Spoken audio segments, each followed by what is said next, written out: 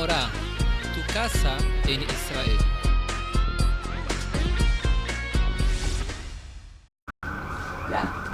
טוב, נצח ישראל, de por qué no estaba, es el libro principal del Maharal, el Maharal de Praga.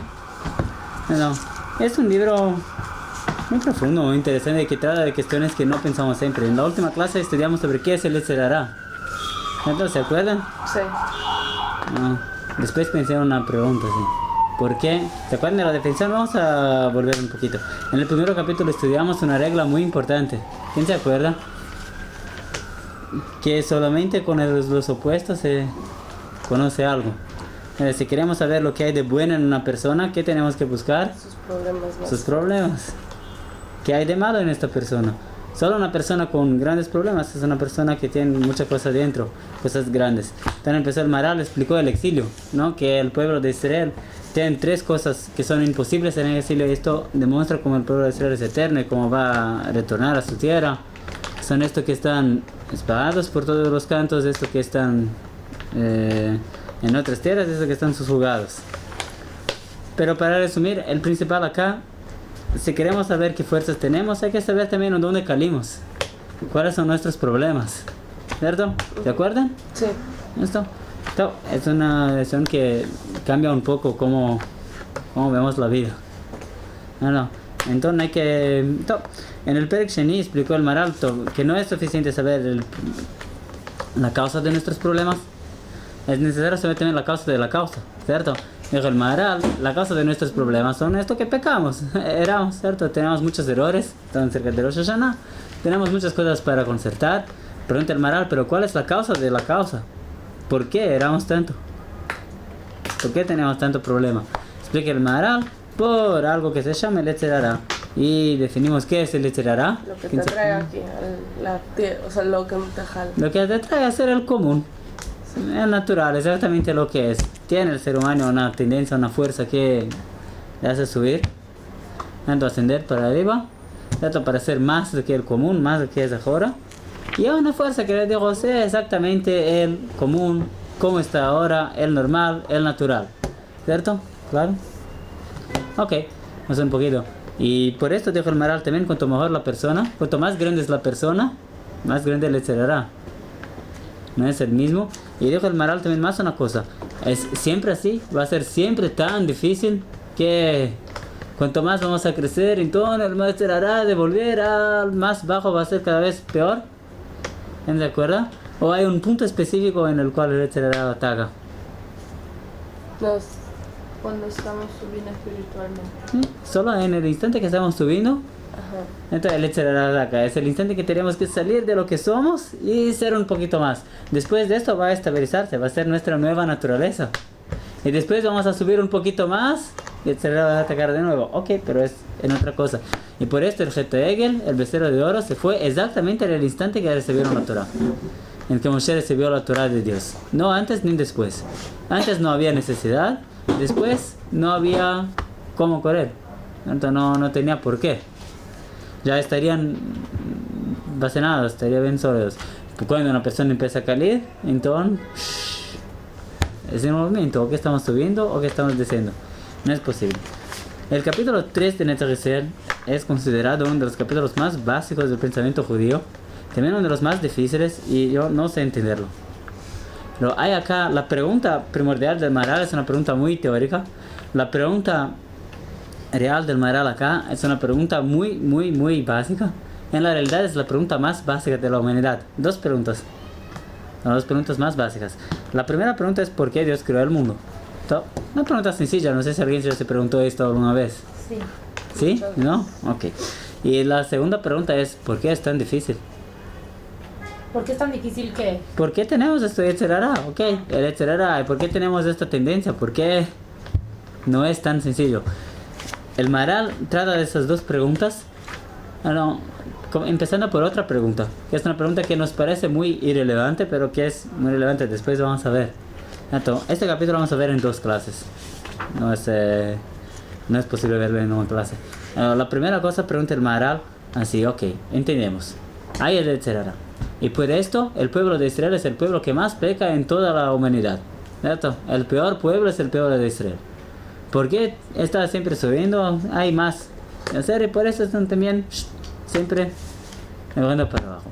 Pero pregunta el Maharal, una pregunta histórica que para nosotros parece irrelevante. Vamos a ver cómo deja el Maharal, pero que es la principal pregunta. Pregunta el Maharal, ¿por qué? Si abrimos el Tanaj, ¿cuál es el principal pecado del pueblo de Israel? ¿El principal? El principal pecado, la principal transgresión del pueblo de Israel. El principal problema. ¿De Israel o del Tanaj? Del Tanaj, del pueblo de Israel en la época del Tanaj. De Adán y Javá, ¿no? De Adán y Javá. No, a lo largo de la historia. Sinat ¿Cuál es Hinam. lo que siempre? ¿Sinat Hinam? ¿Esto? ¿Qué decís? ¿Cuál es la que más aparece en toda la historia? Idolatría. Idolatría. Sí. Sí. Idolatría. Empieza con el becerro de oro, continúa después. Dijo el Maharal, hay un problema. ¿Cierto? Ok, el pueblo de Israel tiene un problema muy grave, peca mucho. Pero ¿por qué justamente con idolatría? ¿Cierto? ¿Cuál es este problema? Vamos a ver a dónde el Maharal va a tomarnos por cuenta de esta pregunta. Bueno, empieza a tratar las cuestiones más difíciles por cuenta de esto. Entonces, pero el Maharal, como siempre, empieza con algo de nuestros sabios. Una historia muy interesante, muy diferente que hay acá. Estamos en la página Tet Vav, Netzach Israel, capítulo 3. Se me pidieron de Arutz Meir. Página Tet Vav, Perek Shlishi, capítulo 3.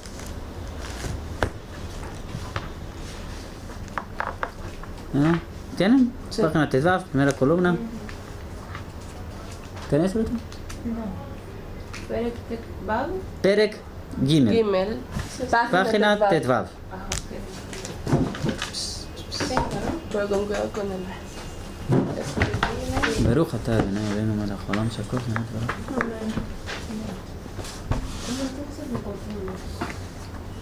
Perek Tet Vav. No, Perek Gimel. Ah, Página ¿no? Tet Vav. Más atrás. ¿Qué Sí, sí, sí. Yud. Página Tet Vav. Casi al principio. Después de Yud, Casi ¿qué al viene? Antes de Yud. Ah, es antes de Yud. Muy antes de Yud. Aleph, Bet, Gimel. El tercero capítulo.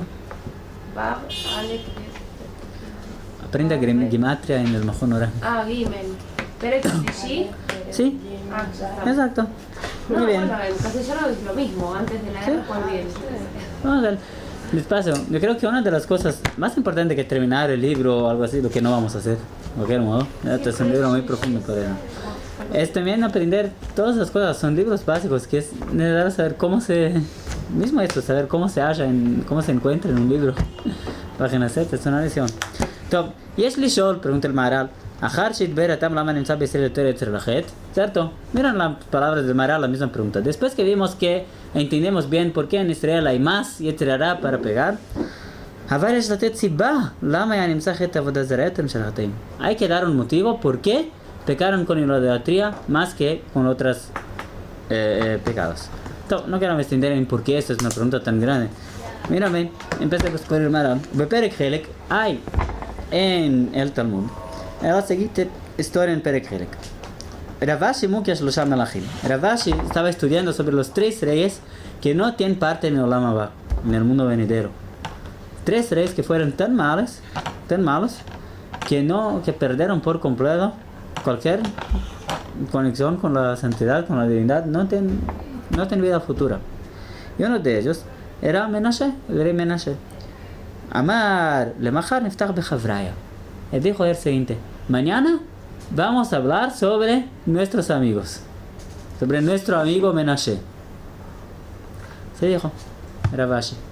Rashi ya dijo que no es tan depreciativo. Estaba diciendo nuestro amigo, o sea, alguien como nosotros. Y Ravashi, para que esté claro, Ravashi es el compilador del Talmud. Todas las halajot, todo lo que tenemos está basado en Ravashi. No hay nada de Torah que no esté basado en los enseñamientos de Ravashi. Hermoso, rabino. ¿De quién estaba hablando? De Menashe. Menashe fue el rey más malo que hubo en toda la historia del Tanaj. El hijo de Hizkiyahu, el rey más tzadik, uno de los más tzadikim también. Menashe mató miles de personas, puso una estatua en el templo, y así vivió. Hasta Menashe, ¿qué ocurrió? Veo Menashe y apareció a Ravashi en su sueño. Top, hay quien ve el profeta Eliyahu. Entonces Ravashi tuvo un Gidui Menashe, una revelación de Menashe. Vejelma. Le dijo el siguiente: Jabrach, Vejabre de Avich Karitlan. ¿Qué? ¿Estás me llamando de tu amigo? ¿O el amigo de tu padre? ¿Quién es tú para me llamar de tu amigo? Esto de amigo. Mi eje bait le mishrei amutzi. Preguntó: voy a hacer una pregunta de alajá. ¿De dónde hay que cortar el pan cuando se hace al mutzi? ¿Dónde haces la braja? ¿Todo? Una pregunta. Ravashi es el dueño de todas las alajot que tenemos, ¿cierto? Y ahora, el hijo de Ravashi, amarle lo ya dana. Ravashi, no sé. Perdón, no sé. Amarle, dijo Menashe, mi hija de bait le mishra motzilo gmirat. ¿De dónde se corta el pan cuando se hace a motzi? No estudiaste. ¿Y me llama de tu amigo? Yo no soy tu amigo. No estamos en el mismo nivel. Amarle, agamrili, ulmachar derish nalach mishmech bepika. Dijo Ravashi, por favor, me enseña esta edición. Quiero saber de dónde se corta el pan. Y mañana voy a enseñar esto en su nombre, en tu nombre, en la clase general. Entonces, en el majón. Es decir, el rey Menashe me enseñó que así se corta el pan cuando se hace mutzi. Amarle, le dijo Menashe, mi hija de Karim Beshula, en el primer hogar que empieza a quemar el pan, donde empieza a cocinar, ¿cierto? A asar. Amarle, por acaso, en Alajá, hoy tenemos una duda, si es en la parte más que está afuera, en la parte de arriba o la parte de abajo. Y por esto, miramos el pan y hacemos en ninguno de los dos. ¿Cierto? Y así, se ya vieron cuando hacen a mutzi, muchas veces hacen así, ¿cierto? Como, no sé cómo, están así, tus manos, hace así, ¿cierto? Y lo cortan así. Sí. Por cuenta de esta Gemara, son Alajá, la aprendemos de Menashe. Cada persona que hace a mutzi se acuerda del rey Menashe, que sabe que aprendió de él. Perdón. Amarle y Bepirka. Amarle y mi hija de Karim Beshula. Amarle y mi hija de Hakim et Kuleai. Le dijo: una vez que eran tan inteligentes, tan sabios, que sabían tanto, ¿por qué servir a Avodah Zará, a idolatría? Es una tontería. ¿Qué? ¿Un estado va a servirlo? Yo creo. Amarle, le dijo Menashe, y Avid Atam, si tú estuvieses allá, ¿sabes qué ibas a hacer? Avid Nakitat Beshipulet Glima, Verata Tabatre. Tú ibas a dar su falda, ¿cómo se dijo? Su túnica, no sé. Iba a ponerla más para arriba para poder correr mejor, para llegar a la idolatría. Verata Tabatre, le majar. En el día siguiente, Amar Niftach Berbevata Atkan. Dijo Ravashi: hoy vamos a estudiar sobre nuestros maestros. Se dijo Ravashi. Top. Hay acá un problema, ¿cierto? Una historia que no tiene ninguna relación una parte con otra, ¿cierto? ¿Cuál es la pregunta? ¿Cuál es la respuesta? ¿Por qué justamente esto? Dijo el Maharal, ¿cómo? No, Sí, ya. no, quería preguntar algo, pero después. Ok, enseña el Maharal una regla, y esta es una de las cosas que es más importante de aprender el Maharal también, cuando nuestros sabios traen una historia que no se entiende. Eso significa que hay algo de muy profundo por detrás. ¿Quieren saber? ¿No es cierto? Entonces, ¿quieren leer? Con todo que voy a entrar. Vamos a leer más un poquito. En la imagen del Maharal. Veshivlo, Veretzelo Mar, que Ravashi ya saber que usted imagara Avodah Zará. Ravashi no pensó que ellos se equivocaban a través de Avodah Zará, de la idolatría, por cuenta de su Yetzirah. ¿Qué pensó? Él pensó que eran tontos, ¿cierto? Y miran, feliz o infelizmente nosotros tenemos la misma idea siempre, ¿no? ¿Por qué pecaron en la época del primer templo? Eran tontos, ¿cómo es posible servir a una estatua? ¿Cierto? Sí. ¿No? Más que esto, nosotros tenemos esa idea sobre todo. ¿Qué generaciones son más sabias? ¿Nosotros o nuestros abuelos que no sabían nada? Es muy común pensar el opuesto, ¿no? Sí. Pensó Ravashi, nosotros somos mejores que ellos. Nosotros estudiamos el Talmud, estamos compilando el Talmud. Y Menashe, ¿a dónde estaba? Buscando una estatua. ¿Cierto? ¿De qué estamos hablando? ¿Cierto? Dicen que una vez el Yaakov Kamenetsky se encontró con un gran científico que había en Estados Unidos. Yaakov Kamenetsky era el Rosh Hashiva de Lakewood, creo que se me acuerda bien. Y ese gran científico le dijo, estaba acompañado de su hijo, y vio como el hijo le daba honor, ¿cierto? Levantaba para ello, le traía un vaso de agua, todo esto. El científico preguntó a Yaakov Kamenetsky, dígame algo. Yo con mi hijo soy exactamente lo opuesto. Mi hijo me dijo, padre, tráigame algo, ¿cierto? Nunca pasó por su cabeza que tienen que levantar cuando yo entro en casa, ¿cierto? Y conocemos, ¿cierto? Cómo son hijos con sus padres. Yo creo que voy a decir algo muy, muy sencillo. Hay una diferencia entre nosotros. Yo pienso que el hombre veo de Dios.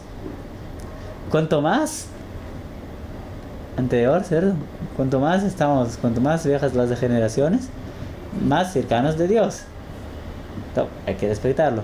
Pero tú piensas que el hombre veo del mono, ¿no? Entonces, cuanto más viejo, más cercano del mono, ¿no?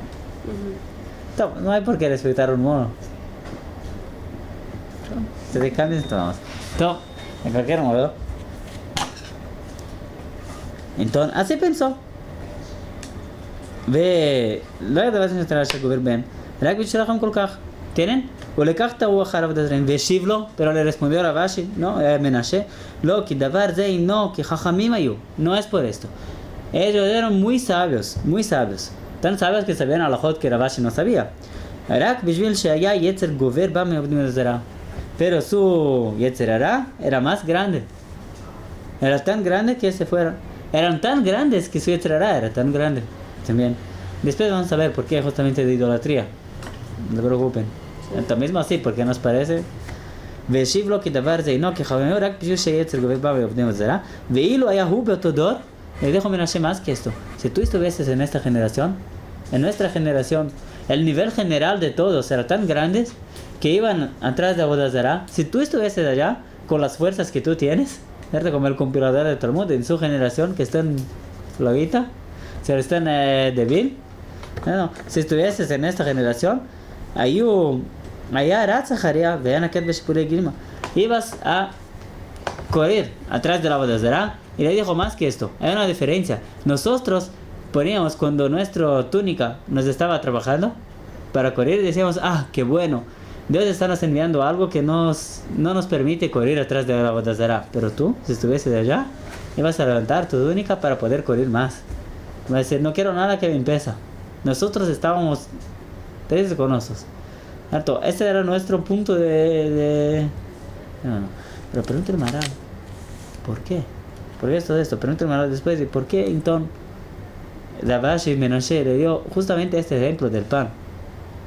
Bueno, y acá, explica el Maral, está la pregunta básica de la humanidad. Le voy a decir la pregunta. Parece una pregunta muy filosófica, pero ella tiene un fondo muy práctico, y si van a ver bien, dijo el Maral, este es el resumen de la historia de la humanidad. La historia espiritual, científica de la humanidad. Dijo el Maral, la pregunta es, ¿cómo es posible que del Dios único hay muchas cosas en el mundo? ¿Entendieron? Dios es uno, ¿cierto? ¿Cómo es posible que Él va a crear muchas cosas en general de uno? ¿Sabe? Uno, ¿cierto? Pero no hay más en Dios que otro. Es una pregunta mal formulada, ¿no? Sí, ¿por qué? ¿Por qué? Está cierto, pero ¿por qué? Porque no tiene que ver, porque Dios no es lo mismo que su creación. Dios no es lo mismo que su creación. Bueno, no se En la otras respuesta. palabras, no hay pregunta, ¿cierto? Ok, ahora escuchen bien. Hoy vamos a ver la pregunta. La pregunta es importante. La respuesta es el segundo. En la próxima semana, en la próxima vez que vamos a tener clase, ¿cuándo va a ser? En hacerte mi chubá. No. La pregunta es la siguiente. Si vamos a ver el mundo, mirar ver el mundo, entonces vamos a ver así. ¿Cómo es el mundo? Voy a preguntar si estoy cierto. Dígame si están cierto. Hay un solo objetivo, una sola fuerza. Está todo en armonía, ¿cierto? Todo caminando junto para el mismo objetivo. Las personas están todas, saben cuál es su hogar, ¿cierto? Y así camina el mundo. ¿Es así? No exactamente, ¿no? Cuando se mira para la calle parece lo opuesto. Hay millones, miles de millones de fuerzas completamente opuestas, ¿cierto? Hay alguien que dijo, yo voy a hacer esto y esto. La vida es una selva. Las leyes de la naturaleza son leyes contradictorias, que una está contra la otra para siempre. No. Dijo el Maral. Esa es una pregunta muy fuerte. Porque si hay un Dios único, si hay Dios, entonces cuando creó el mundo, ¿cómo debería crear el mundo? Sencillo, ¿cierto? Perfecto. A decir que el mundo tiene que caminar, pero que hay algo, ¿cierto? Que esté bueno. Pero cuando miramos al mundo, es imposible pensar en un Dios único. ¿Por qué? Porque se ve que está todo contradictorio. ¿Entiendes? Hay miles de cosas para un lado, para otro. Un día me acuerdo y me siento que debo actuar. En otro día que debo quedarme en la cama. En un día pienso que el mejor es esta color. En el segundo, ¿qué es esta color? No es algo solo en el mundo, y nosotros también, ¿cierto? Hay miles de contradicciones en cada uno. Si Dios es único, ¿cómo es posible que el mundo es así? La respuesta más fácil, la más sencilla, es la respuesta de la idolatría. Hay muchos dioses. Sin embargo, hay el fuego, hay el agua, ¿cierto? Son contradictorios. Hay una fuerza del fuego, hay una fuerza del agua. Cada uno es otro dios. ¿Cuál es el mejor dios? ¿Por acaso?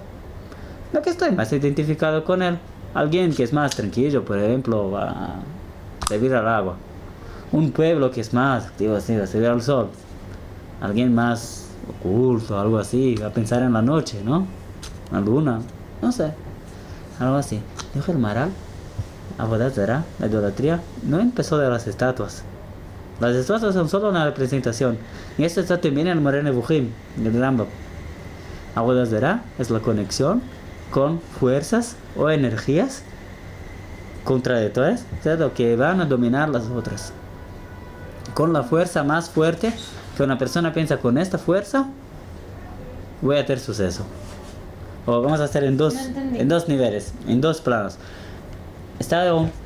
Miró el hombre para el mundo y dijo, hay el viento, hay la lluvia, hay el agua, hay el fuego.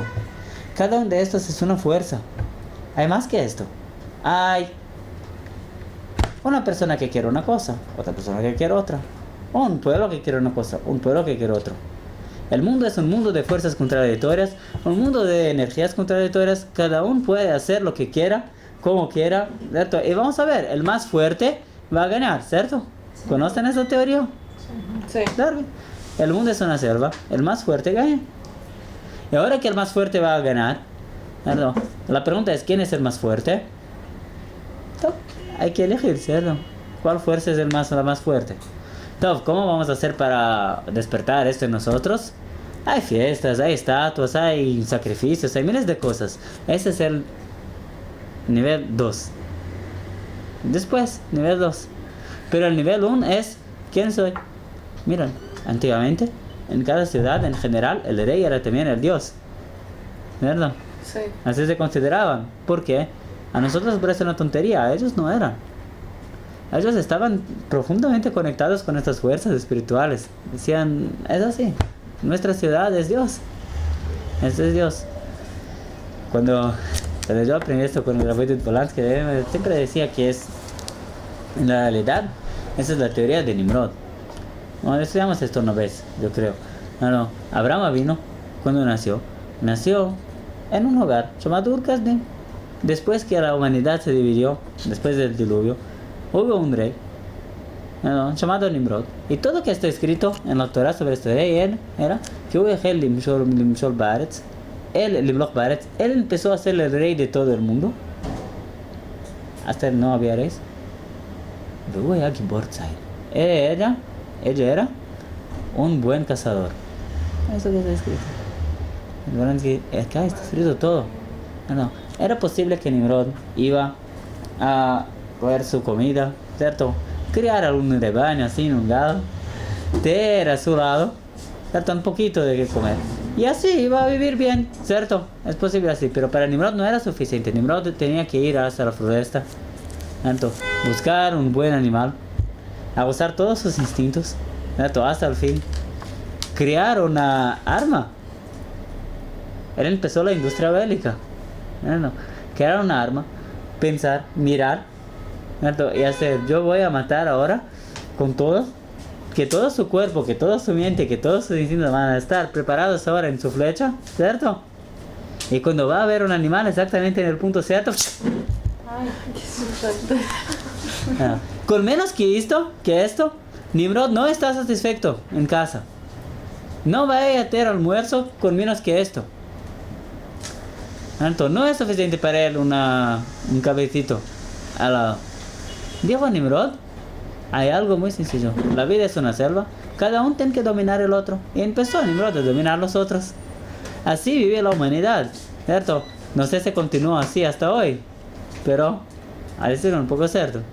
No, así decía Nimrod. Cuando Abraham vino, nació, dijo algo completamente diferente. Lo que dijo Abraham vino es lo que vamos a estudiar ahora. Bueno, esa es la primera idea, la más sencilla. Dijo el Maral, es una segunda idea.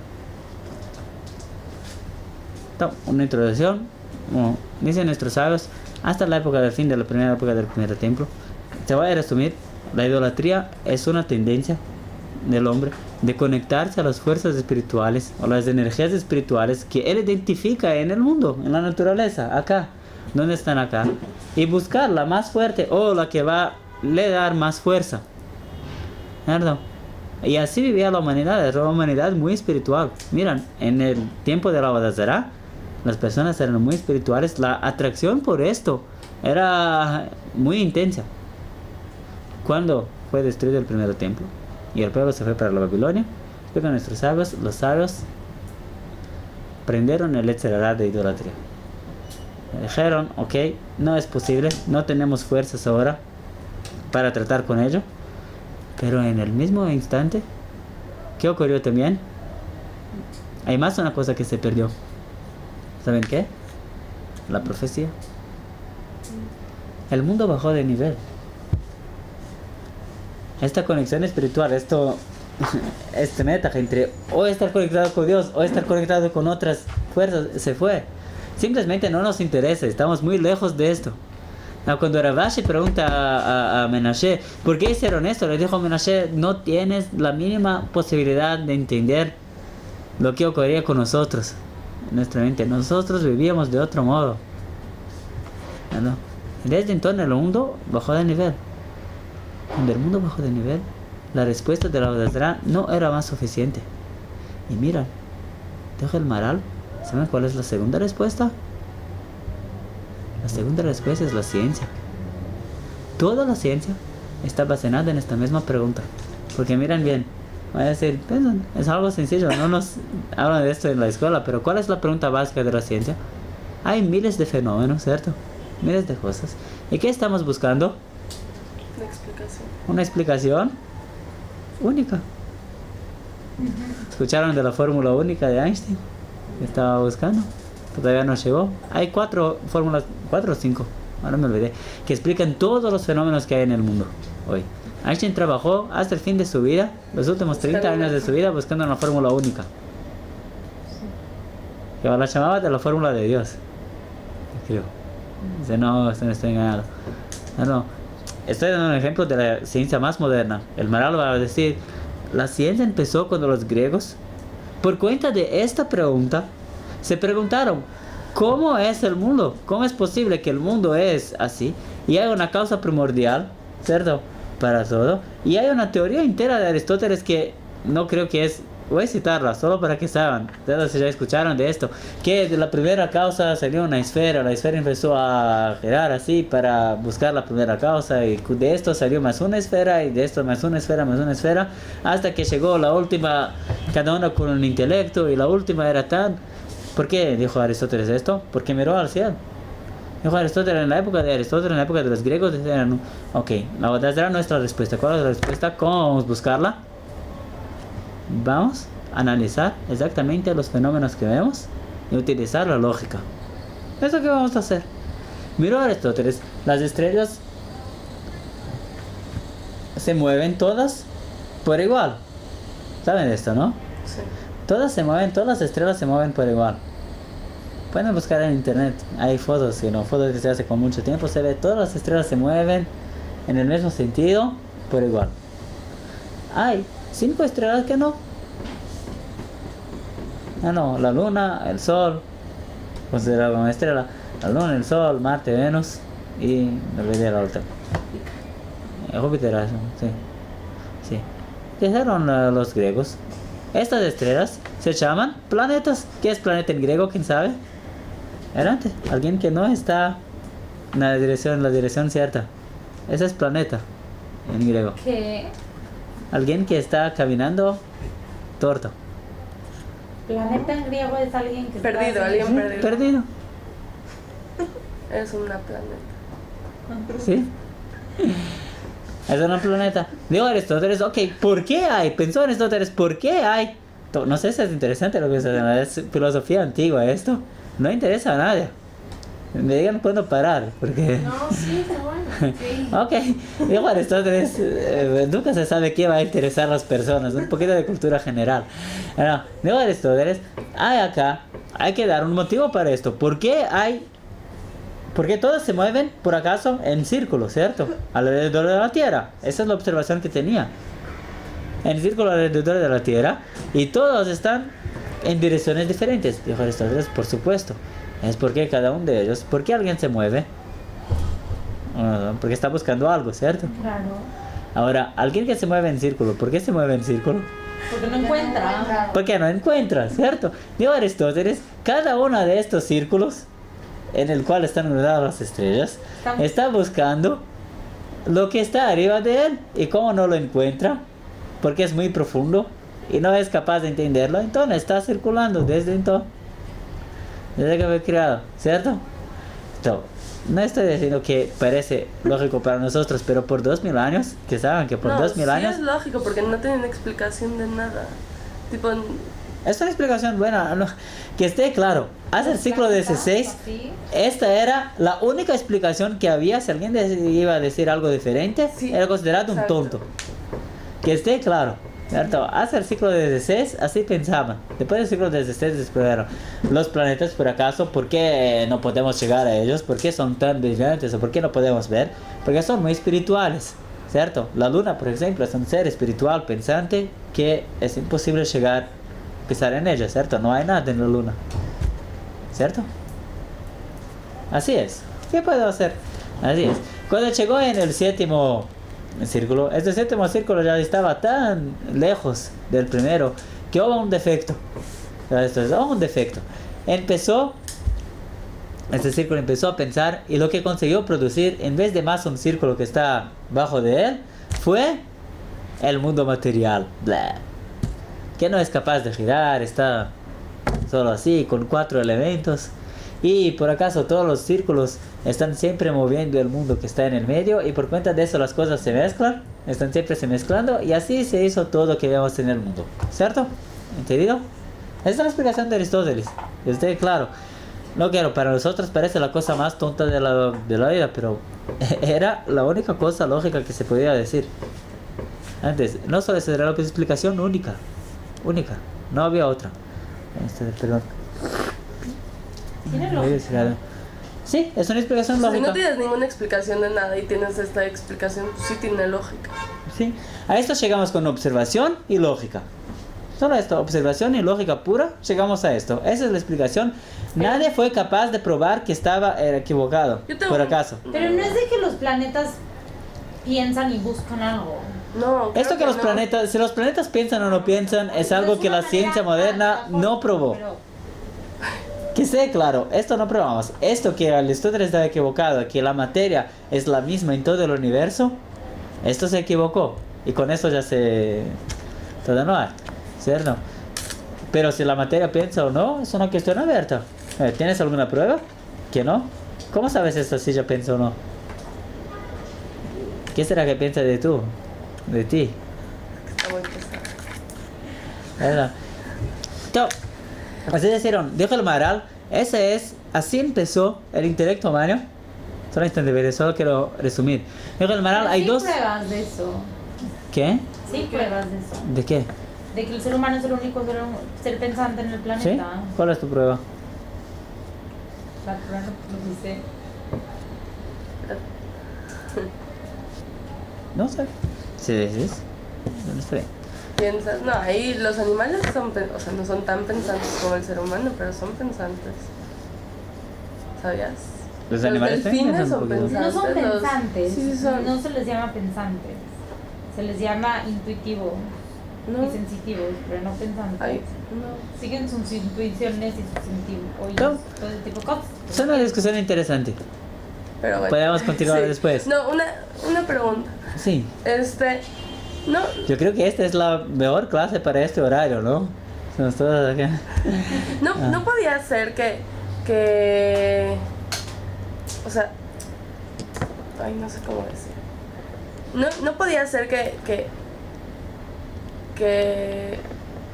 en la época, tipo, que hacían idolatría, había uno que, o sea, sabían que existía Hashem, sabían que estaba la Sí. Torah, y lo tenían escrito, y entonces Sí.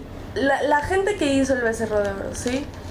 Sabían y entendían que Hashem era uno. Entonces, está bien que estaban buscando las fuerzas y las no sé qué y las no sé cuánto, pero sabían, ellos lo vieron y Hashem les dijo que él solamente es el único. Entonces, ¿por qué? No entiendo por qué lo hacían.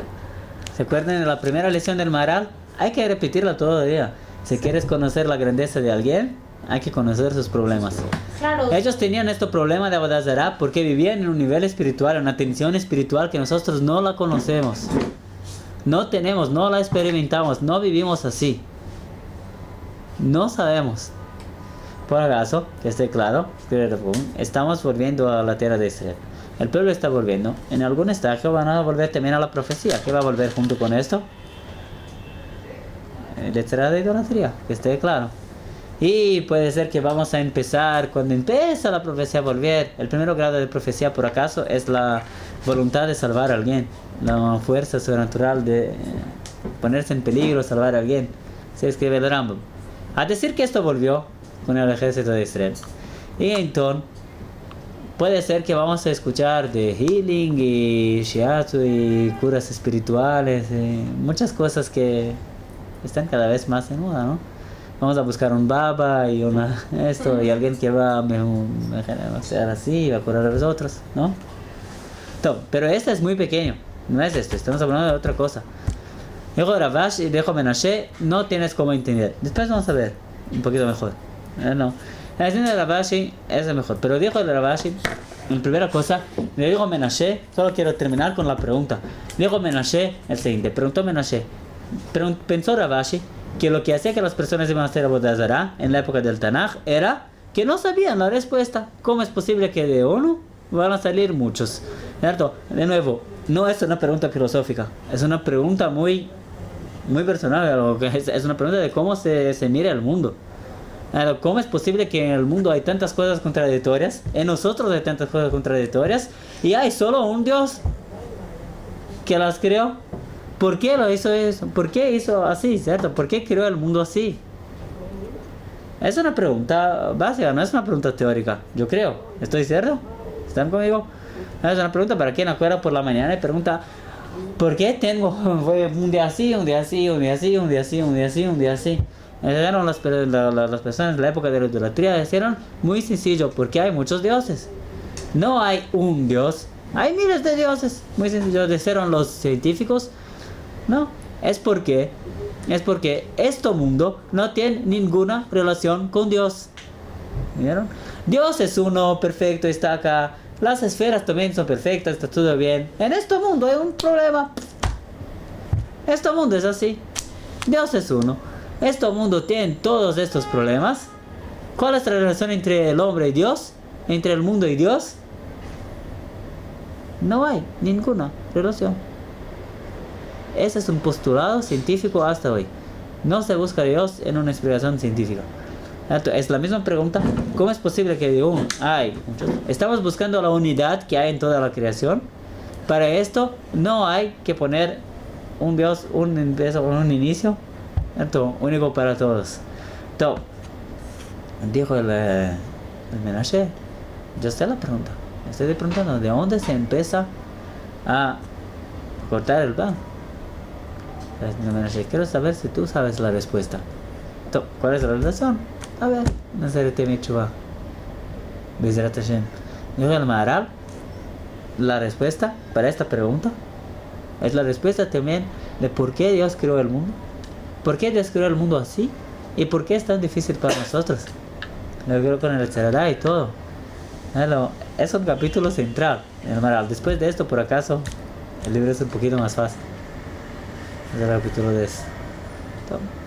Un poquito más. Piensen en esto. Yo creo una de las ventajas del Maharal, de estudiar Maharal, es aprender a pensar un poquito sobre cosas que son muy sencillas para nosotros o que no pensamos. Bueno, la respuesta, Dios es uno, el mundo es mucho y no, Dios es diferente del mundo, es una respuesta poco válida acá. Y yo, ¿por qué, Ruti? Porque, ok, pero ¿por qué Dios lo creó diferente? Tan contradictorio. Ese es un problema. ¿Problema? ¿Estamos todos de acuerdo que hay un problema acá? Sí. ¿Hay que buscar una solución? Ok. Piensen en esto. En 2 semanas, a continuación. Mahon Ora, tu casa en Israel.